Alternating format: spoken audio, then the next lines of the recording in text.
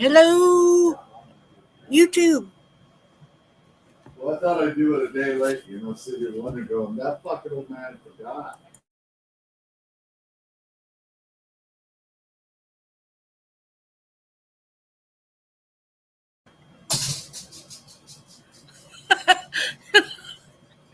My brother-in-law comes out holding a conversation with the husband who's in the bedroom.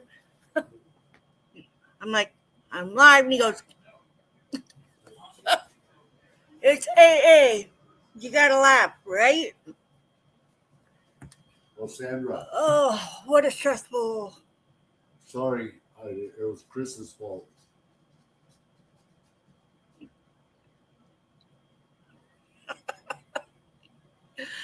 Anyway, so today is AA day. I know I'm a few minutes early, but at least I'm here. It's another day. And here comes Pippi. Ryder has a new spot on the back of the couch. Let's see what else. Oh, it's so stressful around here these days. Trying to make the best of the situation, and family helps each other out, same as friends. So, anyways, this is AA, and I'm Sandra, and I'm an alcoholic. Oh, please, if you know about AA and NA, this is a non-judgment area. Hey, Ryder, that's enough. No more. You need to stop. Dude, stop. He has been a rambunctious dog today. Anyways, please don't pass judgment in the comments or the chat. I stress it every meeting that this is a actual meeting and judgment free for Alcoholics Anonymous as well as NA. Please don't go harassing channels that might be in the chat or the comments because they may not be the alcoholic. So if you're new here, I work it as if you're in the chat and you're okay with other people knowing, then go ahead and be in the chat. But if you don't want other people knowing, don't come in the chat because that's the way I keep in anonymity for my meetings. So just FYI, that's how I do it. Anyways, let's get on with this show. God, grant me the serenity to accept the things I cannot change, the courage to change the things I can, and the wisdom to know the difference. I always put in the description what I am reading, the book, the story, step, tradition, and the page number. It is there.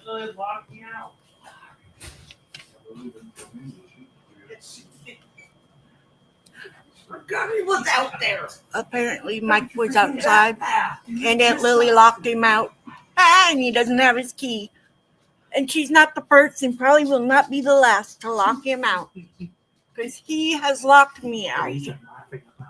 Anyways, let's get on with this. 1, we admitted we were powerless over alcohol, that our lives had become unmanageable.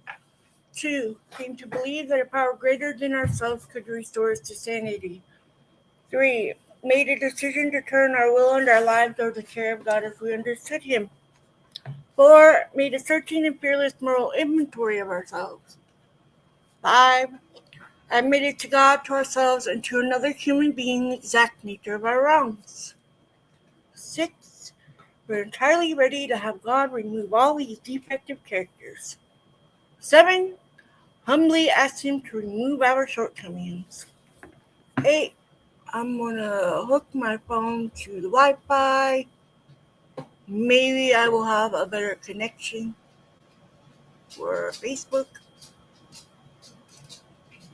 Like I said, maybe I'll have a better connection. Anyways. 7. Humbly ask Him to remove our shortcomings. 8. Made a list of all persons we had harmed and become willing to make amends to them all. 9. May direct amends to such people wherever possible, except when to do so would injure one or others. 10. Continue to take personal inventory and when wrong, promptly admit it. 11. Talk through prayer and meditation to improve our conscious contact with God as we understood Him, praying only for knowledge of His will for us and the power to carry that out. And 12. Having a spiritual awakening as a result of these steps, we tried to carry this message to alcoholics and to practice these principles in all our affairs and into the 12 traditions. 1. Our common welfare should come first. Personal recovery depends upon AA unity. 2. For our group purpose, there is but one ultimate authority, a loving God as He may express Himself in the group conscience.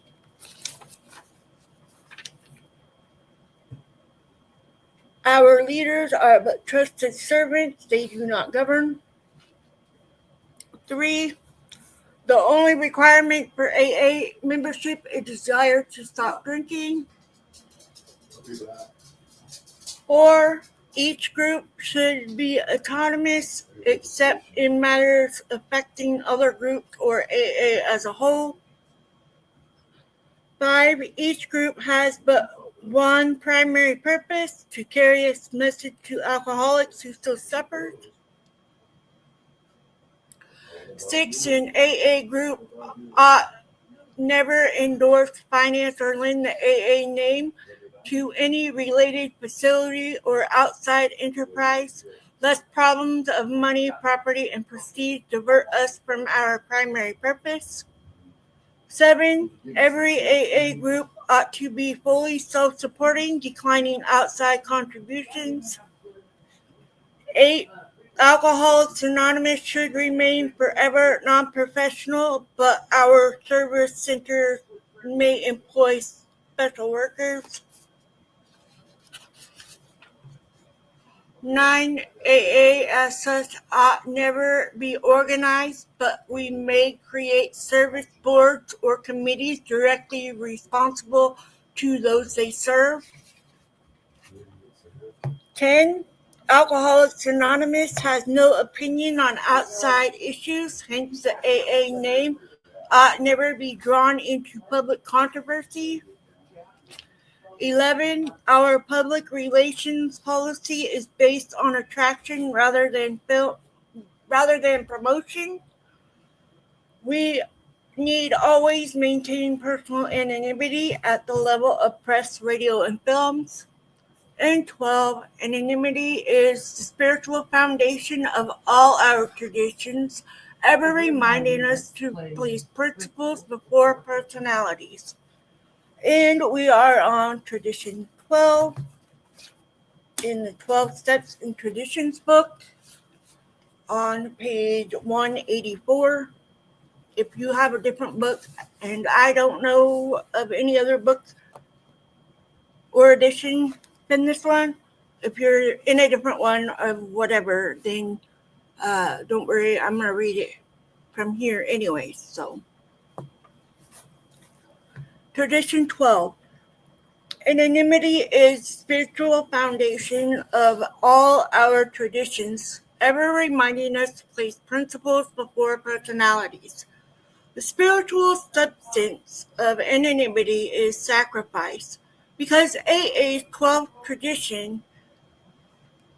traditions repeatedly ask us to give up personal desire for our common good.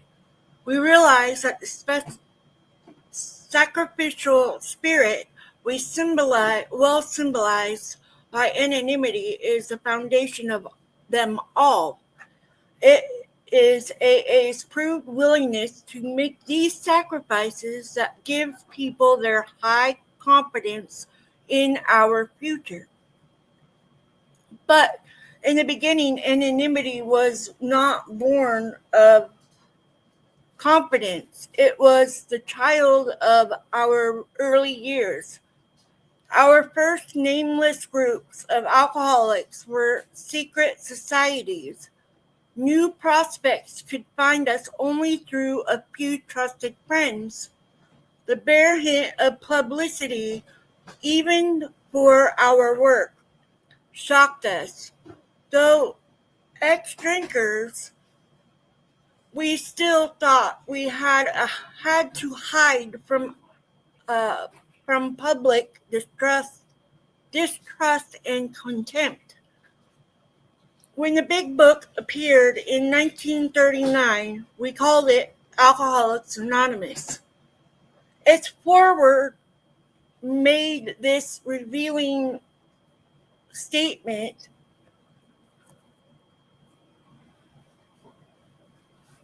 It is important that we remain anonymous because we are too few at present to handle the overwhelming number of personal appeals which may result from this publication. Being mostly business or professional folks, we could not well carry on our occupations in such an event. Between these lines, it is easy to read our fear that large numbers of incoming people might break our anonymity wide open. The AA groups multiplied, so did anonymity problems. Enthusiastic over the spectacular recovery of a brother alcoholic, we sometimes discuss those intimate and harrowing aspects of his case meant for his sponsor's ears alone. The aggrieved victim would then rightly declare that his trust had been broken. When such stories got into circulation outside of AA, the loss of confidence in our anonymity promise was severe. It frequently turned people from us. Clearly, every AA member's name and story, too, had to be confidential if he wished. This was our first lesson in the practical application of anonymity. With characteristic intemperance, however, some of our newcomers cared not at all for secrecy. They wanted to shout AA from the housetops, and did. Alcoholics barely dry-rushed about bright-eyed, button-holding anyone who would listen to their stories. Others hurried to place themselves before microphones and cameras. Sometimes they got distressingly drunk and let their groups down with a bang. They had changed from AA members to AA show-offs. The phenomenon of contrast really set us thinking squarely before us was the question, how anonymous should AA members be? Our growth made it plain that we couldn't be a secret society, but it was equally plain that we couldn't be a vaudeville circuit either. The charting of a safe path between these extremes took a long time. As a rule, the average newcomer wanted his family to know immediately what he was trying to do. He also wanted to tell others who had tried to help him, his doctor, his minister, and close friends. As he gained confidence, he felt it right to explain his new way of life to his employer and business associates.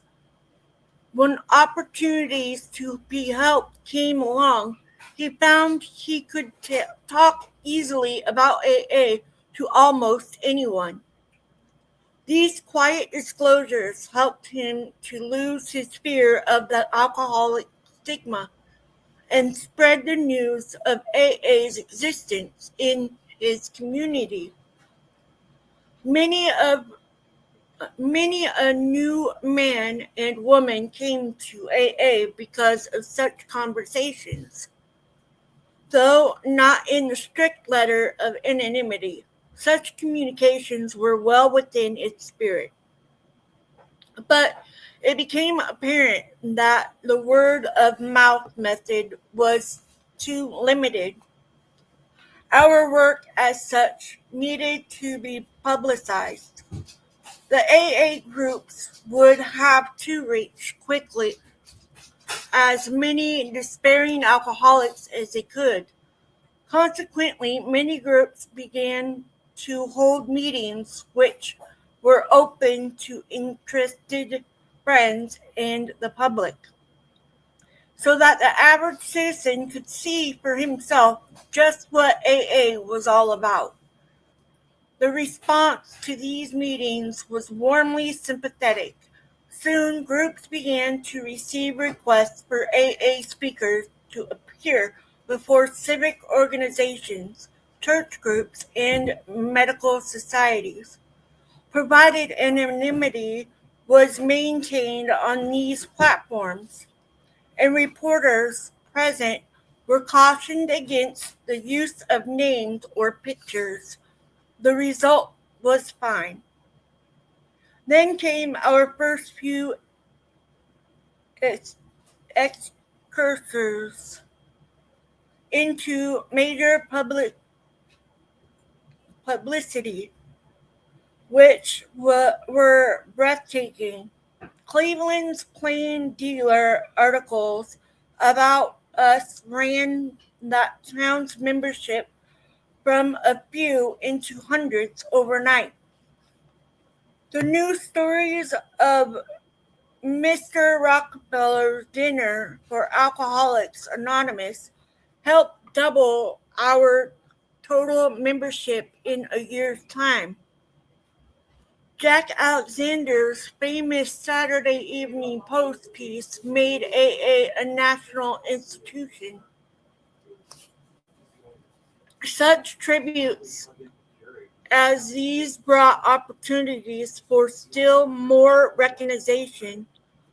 Other newspapers and magazines wanted AA stories. Film companies wanted to photograph us. Radio and finally television besieged us with requests for appearance. What should we do?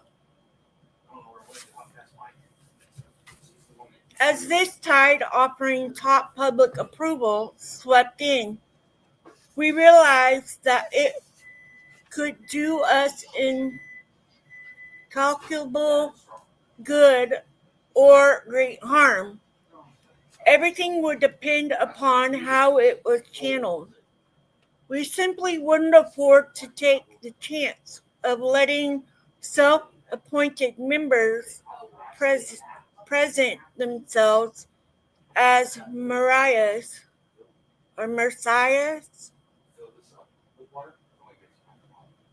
representing AA before the whole public. The promoter insisted in us might be our undoing. If even one publicly got drunk or was lured into using AA's name for his own purpose, the damage might be irreparable. At this altitude, press, radio, films, and television, anonymity, 100% anonymity, was the only possible answer. Here, principles would have to come before personalities without exception. Exception. These experiences taught us that anonymity is real humility at work. It is an all-pervaded spiritual quality which today keynotes AA life everywhere. Moved by the spirit of anonymity, we try to give up our natural desires for personal distinction as AA members, both among fellow alcoholics and before the general public.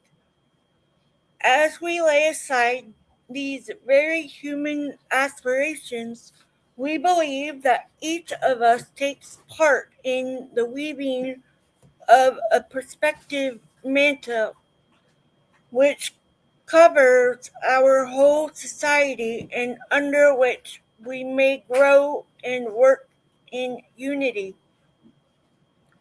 We are sure that humility expressed by anonymity is the greatest safeguard that Alcoholics Anonymous can ever have. And that's the end of this book. But like I was saying on Tuesday, I think I itched my eye with gum on my finger. That's not smart. Anyways, so like I was saying on Tuesday about anonymity, I didn't understand what it meant when I first started AA. And so I would say something to one of my friends, something on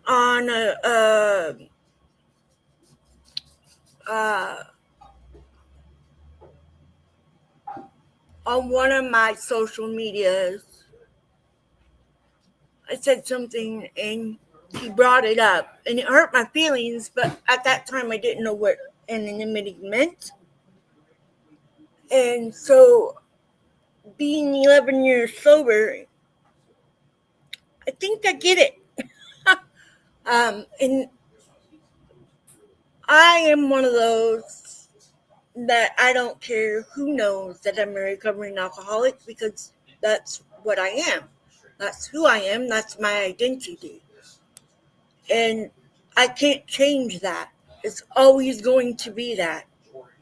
And just because you quit drinking doesn't mean that you're going to forever stay sober.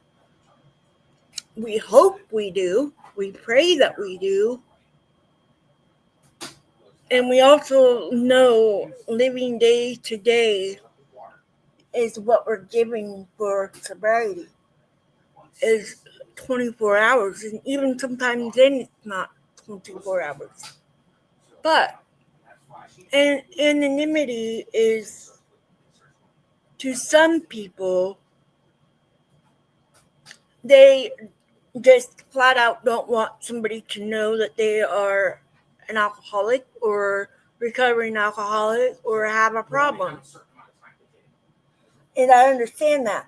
That's how I was before I found AA. Well, before a friend found me and I found AA by that friend. Anyways, so just by being in recovery and knowing what things mean now, I know not everybody is gung-ho and ready to share that they're recovering alcoholic or recovering addict. But then again, I also see a lot of people who have become sober, and it's not just from alcohol, it's also narcotics, and being out here on social media with their stories and stuff. It gives people confidence that they can reach that same goal.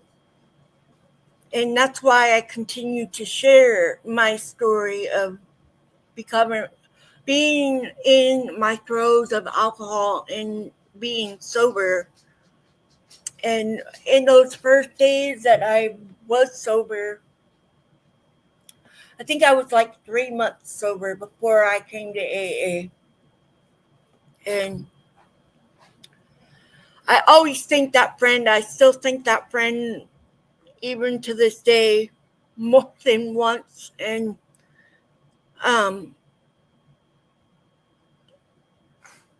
being a part of a group that helped so many people just by saying and showing things that work to keep us sober and help others who are struggling with that alcoholism or addiction. And by me seeing other people on social media, it gives me the green light that I'm doing it right. I'm a poet and just didn't know it. But anyways, alcohol is a major problem. It is easily accessible, and not everybody is willing to admit that they have a problem. And I realize that some of us don't get out of it, and there's this easy thing to help us to get out of it and stay out of it for the rest of our lives. And you just have to want it for you and not for other reasons. Because if it's something that has nothing to do with you, just you, it won't work. And I'd like to just pop in here and say, and in the words of a friend of ours, Ava Potterfield and friends, you can do hard things when you have to. This is a hard thing that if you're still struggling with, you must do to save yourself. Get some help. It works. Anyway, like I was saying, of course, y'all know me in the highlighter. I didn't have a highlighter, so I did little things on it. But in the beginning, anonymity was not born of confidence. It was the child of our early fears. Our first nameless groups of alcoholics were secret societies. New Prospect could find us only through a few trusted friends. The bare hint of publicity, even for our work, shocked us. Though ex-drinkers, we still thought we had to hide from public distrust and contempt. And even to this day, in 2026, people still feel that way.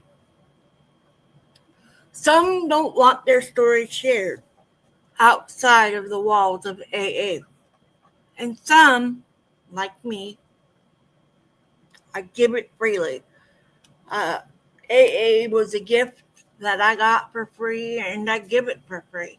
I try to reach as many alcoholics, recovering narcotics, all of them. Anybody that needs help, there is help absolutely everywhere. Y'all know about Google. I'm not sponsored by Google or anything, so I'm not doing this for sponsorship. But Google a meeting.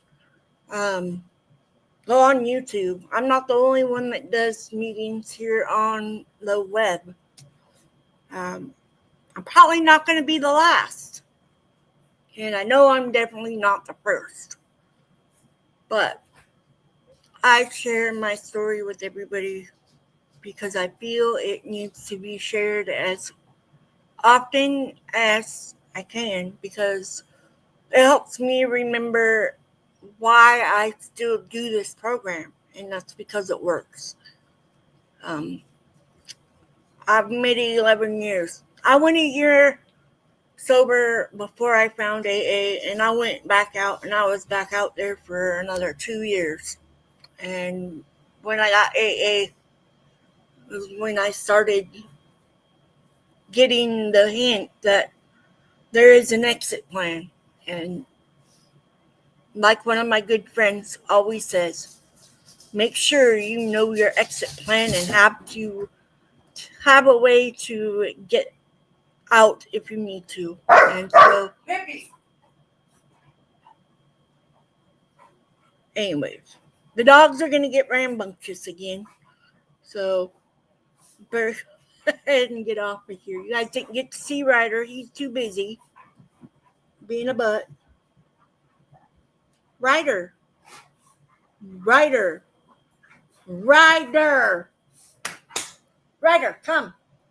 Come here, mister. Ryder. Pugsley. Come here. He's ignoring me. Ignoring me. Ryder. I'm going to spray you. Come here. He's playing with Pippi. Come here, Ryder. Ryder. Come here, you little turd. Come here. Here he is. Oh, can we tell them? He saw his reflection today, like an hour ago, and he growled, and he hid, then he peeked, and he growled again. So Mama took him over to where she saw his reflection and tried to show him that it's us. He didn't believe me. So I took him to the bathroom and showed him in the mirror, and he was not having it. He was shaking. And so you would think by him seeing himself here that he would know. But nope. Anyway. But we're going to end it here. So God, grant me the serenity to accept the things that I cannot change, the courage to change the things I can, and the wisdom to know the difference.